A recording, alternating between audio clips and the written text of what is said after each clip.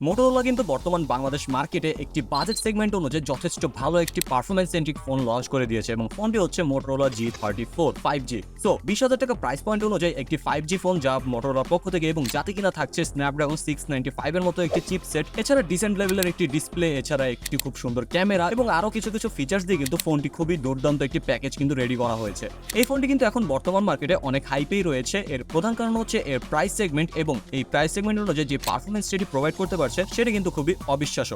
তো আজকে আমরা এটি খুঁটিয়ে দেখবো যে এই ফোনটি আদৌ এই প্রাইস পয়েন্ট অনুযায়ী আপনাদের জন্য কিন্তু ভালো একটি পারফরম্যান্স সেন্ট্রিক ফোন হতে পারবে নাকি, এছাড়া অল ওভার একটি প্যাকেজ হিসেবে ভ্যালু ফর মানি একটি ফোন হতে পারবে কিনা আপনাদের জন্য, সেই সকল নিয়ে বিস্তারিত আলোচনা থাকবে আজকের পুরো ভিডিওতে। তো ভিডিওটি সম্পূর্ণ দেখতে দেখতে আপনারাও বুঝে যাবেন যে ফোনটি আপনাদের জন্য কেমন হতে চলেছে। So guys, let's get started.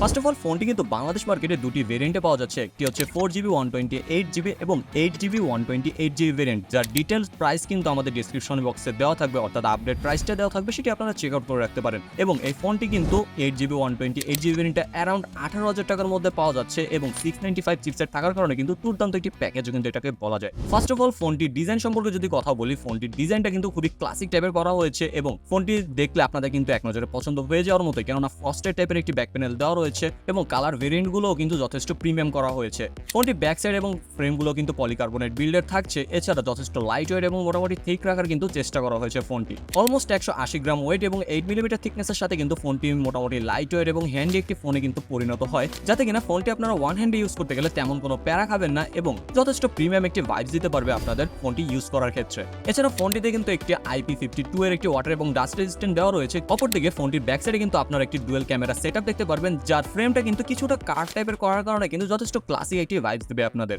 অপরদিকে ফোনটির পোর্টস এন্ড বাটনস সম্পর্কে কথা বলতে গেলে কিন্তু সকল কিছুই থাকছে এখানে, যেমন 3.5mm হেডফোন জ্যাকটা পেয়ে যাবেন, টাইপ-সি চার্জিং পোর্ট, এছাড়া একটি মাইক্রোফোন জ্যাক, এছাড়া ডুয়েল স্পিকারের সাপোর্ট পাবেন, পাশাপাশি একটি নয়েজ ক্যান্সেলেশন মাইক্রোফোনও পেয়ে যাচ্ছেন। এছাড়া রাইট সাইডে আপনারা ভলিউম আপ ডাউন বাটন, পাশাপাশি একটি পাওয়ার অন অফ বাটনও দেখতে পারবেন, যাতে কিনা ফিঙ্গারপ্রিন্ট সেন্সরটি ইউজ করা হয়েছে এবং এই ফিঙ্গারপ্রিন্ট সেন্সরটা কিন্তু যথেষ্ট ফাস্ট এবং অ্যাকুরেটলি আনলক করে ফেলছিল ফোনটিতে, কিন্তু কিছুটা অ্যানিমেশন ডিলে কিন্তু এখানে লক্ষ্য করা যায়, বাট ওভারঅল কিন্তু যথেষ্ট ফাস্ট কাজ করে এটি। So now let's talk about the performance section, যেটি কিনা ফোনটির একটি হাইলাইটেড পার্ট বলা যায়। ফোনটিতে আমরা কোয়ালকম স্ন্যাপড্রাগন 695 একটি চিপসেট দেখতে পারবো, যেটি কিনা 6nm আর্কিটেকচারে বিল্ড করা একটি অক্টা-কোর প্রসেসর। এছাড়া এখানে জিপি হিসেবে থাকছে Adreno 619।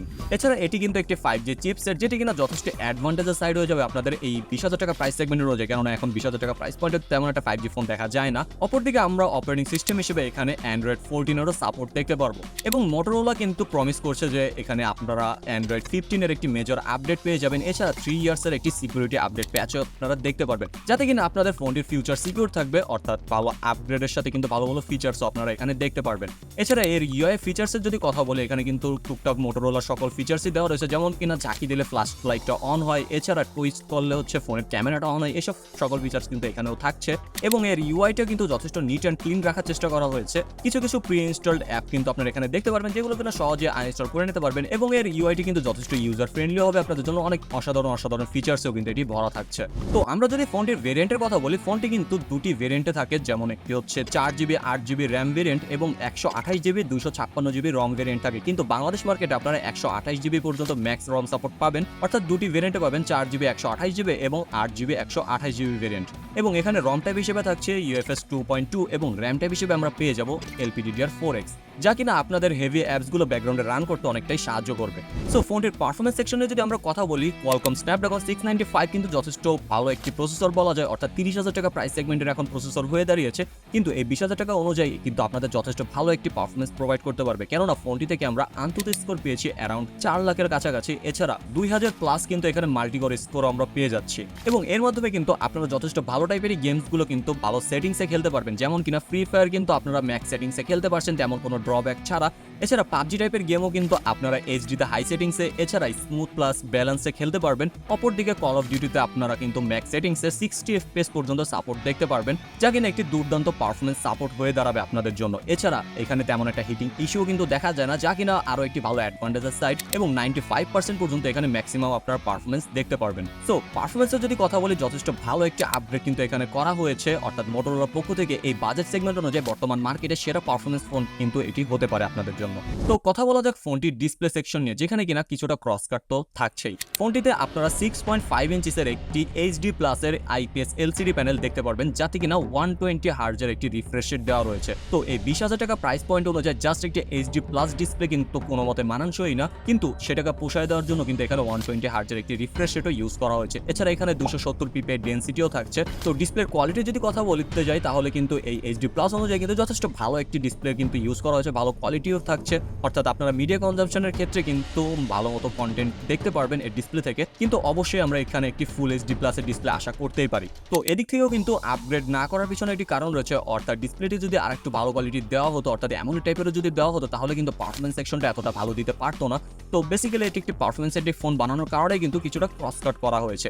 এছাড়া ফোনটিতে কিন্তু একটি ডুয়েল স্টুডিও স্পিকারের সাপোর্ট আছে, যাতে কিনা ডলবি অ্যাটমসের সাপোর্ট পাচ্ছেন। তো এর কারণে কিন্তু মিডিয়া কনজাম্পশনের ক্ষেত্রে যথেষ্ট ভালো সাউন্ড কোয়ালিটির সাথে আপনারা ফোনটি ইউজ করতে পারবেন। তো এবার কথা বলা যাক ফোনটির ক্যামেরা সেকশন নিয়ে। ফোনটির ব্যাক সাইডে গেলে আমরা একটি ডুয়েল ক্যামেরা সেটআপ দেখতে পারবো। একটি হচ্ছে 50 মেগাপিক্সেলের মেইন ক্যামেরা এবং একটি হচ্ছে 2 মেগাপিক্সেলের ম্যাক্রো শুটার, যার মাধ্যমে আমরা 1080 30 এফপিএস এ ম্যাক্সিমাম ভিডিও শুট করতে পারবো। তো এর ক্যামেরা পারফরমেন্স যদি কথা বলি, তাহলে কিন্তু 20,000 টাকা প্রাইস পয়েন্টের অন্যান্য ক্যামেরা সেন্ট্রিক ফোনের তুলনায় কিন্তু কিছুটা টুইক করে ইমেজটা প্রডিউস করে, অর্থাৎ রেডি টু সোশ্যাল মিডিয়া টাইপের কিন্তু ইমেজ আপনাদের প্রডিউস করতে পারবে। যথেষ্ট কালারফুল থাকছে, এছাড়া যথেষ্ট ভালো হোয়াইট ব্যালেন্সটাও ধরে রাখতে পারে এবং ডিটেলসটাও কিন্তু মোটামুটি ভালোই ধরে রাখতে পারে। এছাড়া বিশেষ করে ডিলাইট কন্ডিশনে আপনাদের যে সকল ছবি প্রোভাইড করতে পারবে, সেগুলো কিন্তু একেবারে আপনাদের সোশ্যাল মিডিয়া রেডি টাইপের ছবি বলা যায়। এছাড়া পোর্ট্রেট সেকশনটা কিন্তু যথেষ্ট ভালো ইমপ্রুভ করা হয়েছে। ব্যাকগ্রাউন্ড ব্লারনেসটা কিছু কিছু ক্ষেত্রে আর্টিফিশিয়াল লাগে, আবার কিছু কিছু ক্ষেত্রে ন্যাচারালটাও দিতে পারে এবং নাইট কন্ডিশনেও গেল কিন্তু তেমন কোনো প্যারা দেয় না। আবার নাইট মোড অন করে নিলে কিন্তু ভালো ইমেজ পাওয়া পসিবল। মেইন ক্যামেরার আপনারা ছবি কোয়ালিটি নিয়ে কিন্তু মোটামুটি স্যাটিসফাইড থাকবেন, অন্তত এই বাজেট সেগমেন্ট অনুযায়ী। এবং এর ভিডিও শুটের কোয়ালিটিও কিন্তু মোটামুটি ভালোই, যথেষ্ট ভালো ডিটেল ধরে রাখতে পারে, কিন্তু স্টেবিলাইজেশনের দিক থেকে কিন্তু পুরোটাই মাইর খেয়ে যায়। তো এখানে 60 এফপিএস দেওয়া হলে অনেকটাই বেটার হতো। সেলফি ক্যামেরার কথা বলতে গেলে এখানে কিন্তু আমরা একটি 16 মেগাপিক্সেলের একটি সেলফি শুটার দেখতে পারবো, যার মাধ্যমে আপনারা যথেষ্ট ভালো ন্যাচারাল টাইপের সেলফি কিন্তু ক্লিক করতে পারবেন। ইনডোর কন্ডিশনে গেলে কিছুটাই স্মুথনেসের দেখা পাওয়া যায়, বাট ভালো লাইটিং কন্ডিশন পাওয়া গেলে কিন্তু যথেষ্ট ভালো ডিটেলড ইমেজ কিন্তু, অর্থাৎ ডিটেল সেলফি আপনাদের প্রডিউস করতে পারবে। এর পাশাপাশি এতেও কিন্তু আমরা 1080 30 এফপিএস এর ভিডিও শুটের সাপোর্ট দেখতে পারবো, যার ভিডিও কোয়ালিটি একেবারে ডিসেন্ট কোয়ালিটির।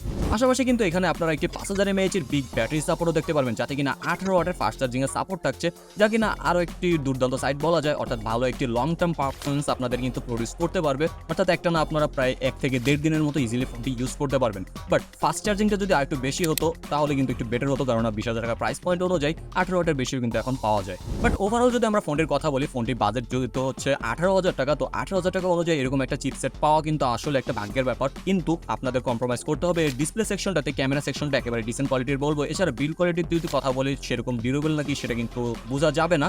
বাট ডিজাইনটার কথা বলতে গেলে কিন্তু যথেষ্ট সুন্দর এবং ক্লাসিক টাইপের একটি ডিজাইন কিন্তু প্রডিউস করা হয়েছে। কিন্তু মেইন আকর্ষণ যেহেতু এর পারফরমেন্স সেকশনে থাকছে, তো এদিক থেকে বিবেচনা করতে গেলে এই 18,000 টাকা প্রাইস সেগমেন্ট অনুযায়ী কিন্তু বর্তমান বাংলাদেশ মার্কেটে সবচেয়ে সেরা একটি চিপসেটের সাথে একটি ফোন আপনারা পেয়ে যাচ্ছেন। তো যারা যারা পারফরমেন্সের জন্য ফোন কিনছে, তারা কিন্তু ইজিলি এই ফোনটিকে সিলেক্ট করতে পারেন। এবং ফোনটি আপনাদের কাছে কেমন লেগেছে সকল দিক মিলিয়ে অবশ্যই কিন্তু কমেন্ট সেকশনে জানাতে ভুলবেন না। এবং ভিডিওটি যদি ভালো লেগে থাকে, অবশ্যই কিন্তু একটি লাইক করে দিয়ে আমাদের পাশেই থাকবেন। দেখা হবে পরবর্তী এমনই কোনো টেক রিভিউতে, এমনই কোনো ইন্টারেস্টিং ফোন নিয়ে। ততক্ষণ পর্যন্ত খোদা হাফেজ।